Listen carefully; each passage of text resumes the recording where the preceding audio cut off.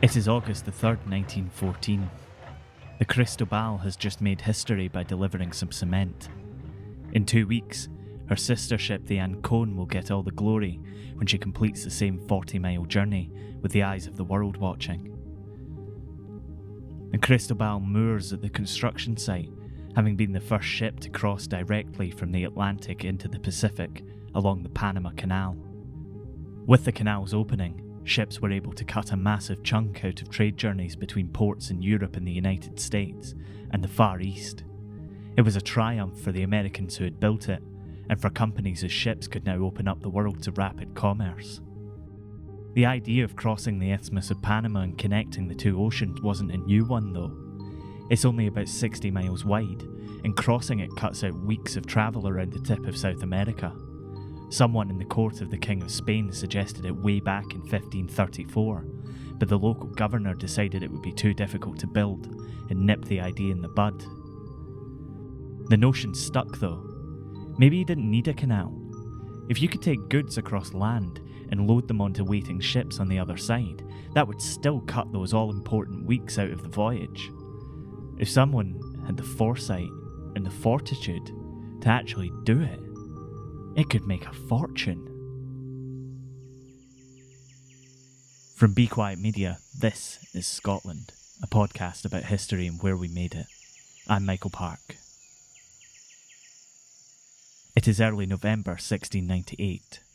5 ships are disembarking in a natural harbour as the sun beats down on people who have never seen the sun blaze the way it does here, especially not in winter. November wasn't like this where they came from. July was barely ever like this. They've come all the way from Leith, 1,200 of them, packed onto 5 ships. They left Scotland 3 months ago, having put their life savings into a scheme. It was a scheme that was going to secure them their fortune in a bountiful new land, except they weren't going to be told where they were going. 1,200 Scots sat huddled on 5 ships, with everything they had tied up in these flimsy boards and fluttering canvas that was taking them somewhere. The holds were full of goods bought with the money that they and thousands, and I mean thousands, of other ordinary Scots had poured into this exciting venture. It captured the imagination of the nation, and when they passed the island of Madeira, they learned the name of their new Eden. Darien. It meant nothing to them. It soon would. The man they had entrusted everything to was already ashore. The silver-tongued hype man of the Company of Scotland had lost his wife and child on the voyage. If nothing else, it made them feel a little bit closer to him. So this was home, New Caledonia. They had come from all over Scotland, some looking for adventure, some seeking a new life, some were former soldiers looking for an escape. They were all together, all 1,130. 70 had died on the way and were weighed down at the bottom of the Atlantic. They unloaded their precious cargo, boxes upon boxes of mirrors and combs, trinkets really, things that they would sell to the indigenous peoples of the region in exchange for food and land. There was a crate of wigs as well. They were important for some reason. Once the ships were unloaded, the next order of business was to build fortifications. After all, this part of Panama was technically already claimed by the Spanish and called New Granada. The new colony was going to be so close to the shipping lanes that the Spanish Empire used for silver that an attack was a very real threat. They dug a ditch and created fortifications, which included 50 heavy cannons. It didn't include access to a source of fresh water, but they would cross that bridge when they came to it.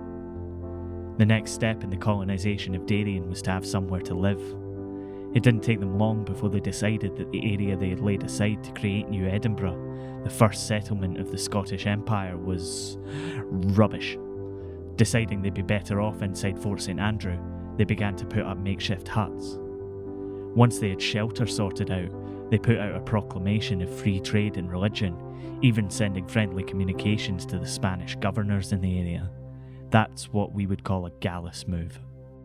We do here settle, and in the name of God establish ourselves, and in honour and for the memory of that most ancient and renowned name of our mother country, we do and will from henceforward call this country by the name of Caledonia, and ourselves, successors and associates, by the name of Caledonians. The next step was to grow things to eat, but there was a problem. Or to put it another way, there was another problem in an ever-growing list of problems. The land wasn't suited to agriculture.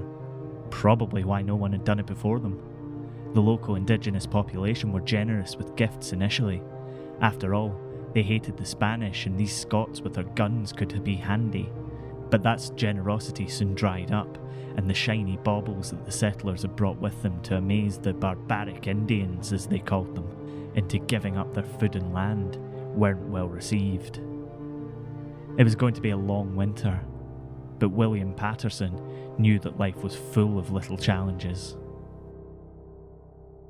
William Paterson was famous in Scotland if you moved in the right circles, the kind of circles that neither you nor I move in.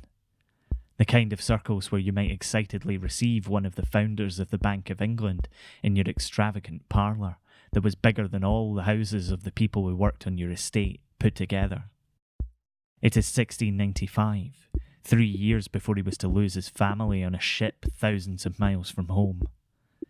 He was a successful merchant in foreign trade, which is a euphemistic way of saying that he made a ton of money selling people to other people. Anyone who tells you that the British are historically opposed to slavery is feeding you a line, but that's for another time.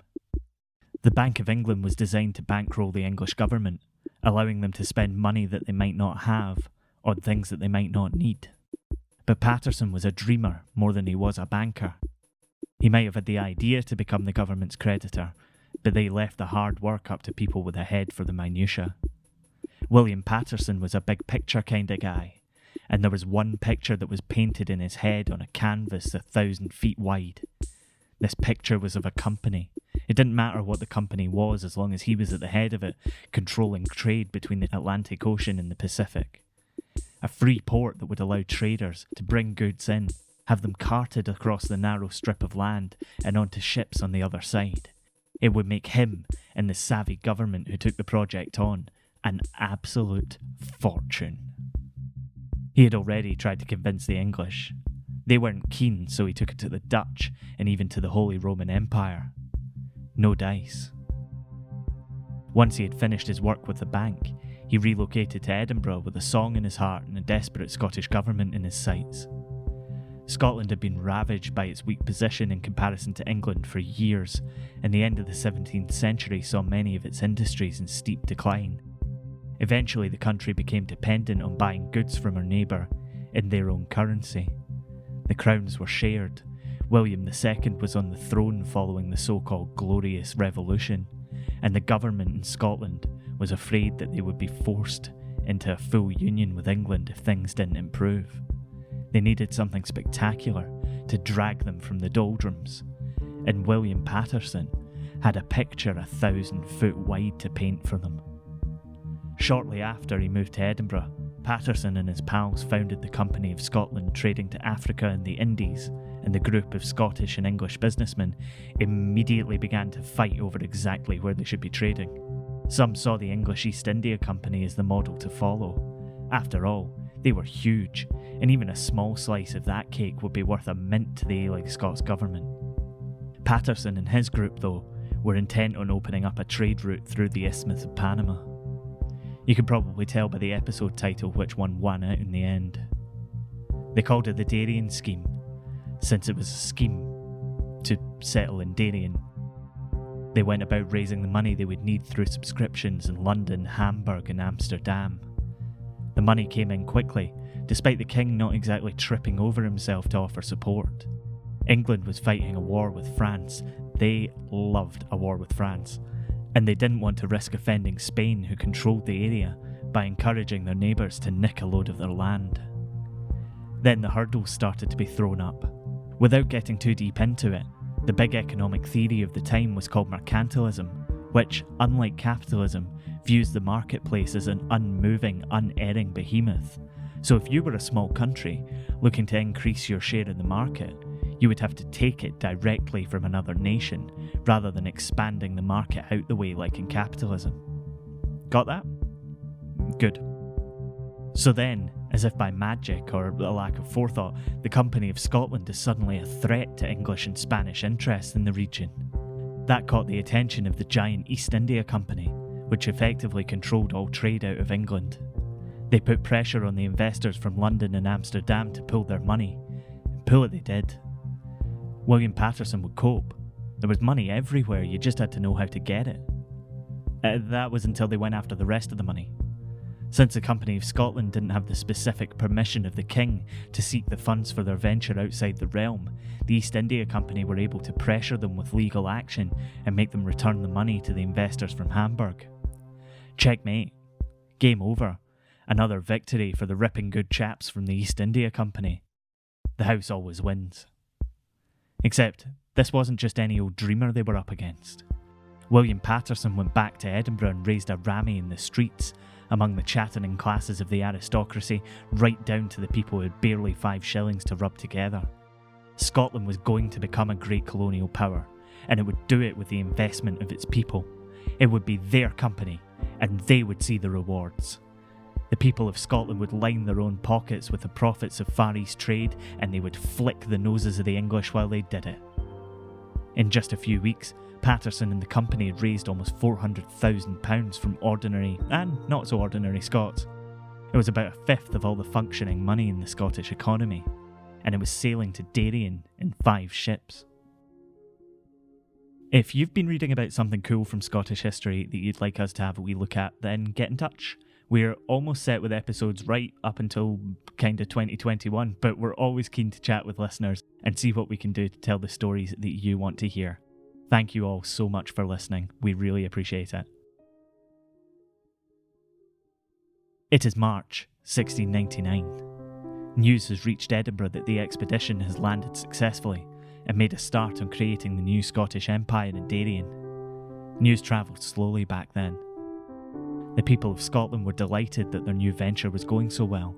It wasn't exactly dancing in the streets delighted, but ordinary people began to dream about the newfound wealth that the promised land of Darien would bring them. After a decade of fighting to survive as crop after crop failed, it was an enticing prospect. The company sent 2 ships to resupply the colony, and they took hundreds more settlers with them. When the ships floated into the Bay of Caledonia in August of 1699, they were looking forward to seeing familiar faces, welcoming them to the jewel in the crown of the Scottish Empire. News travelled slowly. No one greeted them with a Scottish flag as they entered the bay. No one greeted them with a smile and a good meal after months at sea. No one greeted them with open arms and a wee nepavushka bay. No one was there to greet them. No one at all. All that remained of the Darien colony was a few wretched, ruined huts and roughly cut graves with crosses which were already being overtaken by nature. The colonists had endured months of uncertainty, but the winter hadn't been as harsh as Paterson and his group had expected. But no one was buying what they were selling. No one was putting in to trade with them. They hadn't stored the food that they brought from Scotland properly, and it started to spoil. They couldn't grow anything, and the indigenous people weren't that interested in buying mirrors for some reason. And then it was summer. And then it was mosquito season. They feasted on the pallid Scots. They spread malaria, and there wasn't a thing that the under-equipped colonists could do to stop it.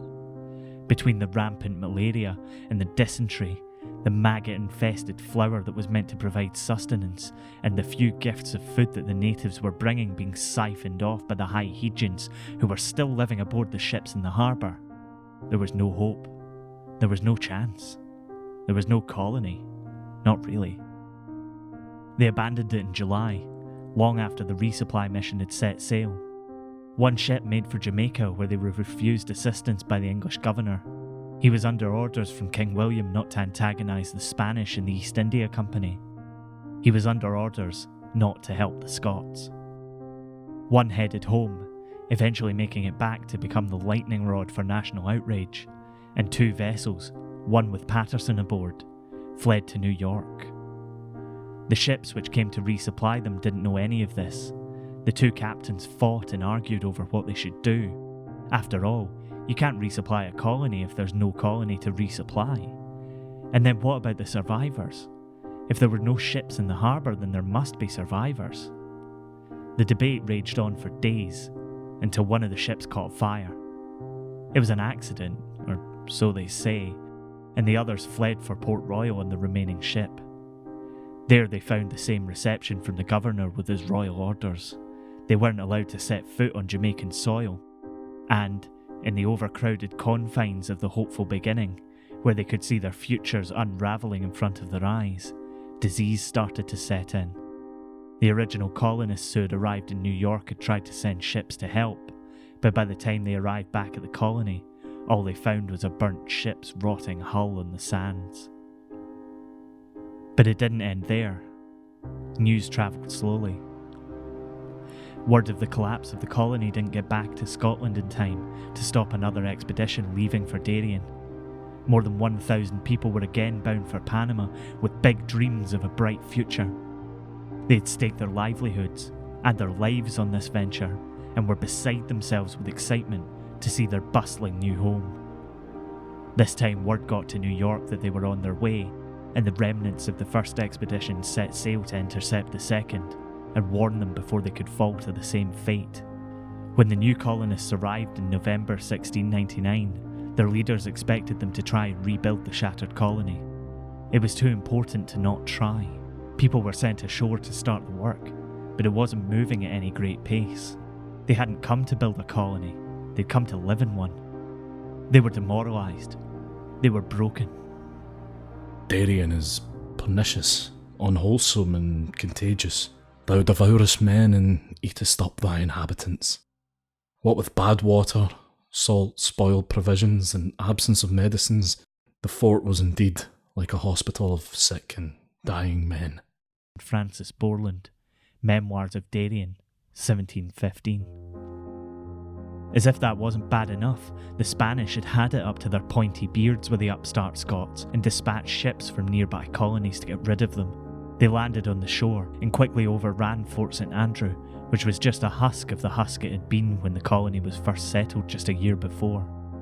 The Scots fought back with the help of some of the local tribe, but there was nothing they could do in the long run. The Spanish would keep coming until they were wiped out. So they were given terms to surrender or face an all-out assault with no quarter given. There was no Scottish Navy to back them up. They had no chance. It was bows and arrows against the lightning. The Scots abandoned Darien for the last time in January 1700. The ships which left the colony tried to return home. One sank off Jamaica, one sprang a leak and was sold for parts in Cartagena, and the Rising Sun, the new flagship of the Company of Scotland, which had expected to sail into Darien to usher in a new period of Scottish prosperity, was lost forever, somewhere off Charlestown in Cornwall. It's thought that less than 100 survivors of the Great Expedition made it back home. William Paterson made it back and immediately started working to save face. Paterson and his ilk, the schemers and dreamers, had gambled everything on the success of the colony in Darien. They had bet the house and lost. Those who returned home were pariahs, unable to shake the shame of their failure. No one could understand what they'd been through, the things they'd seen. No one tried.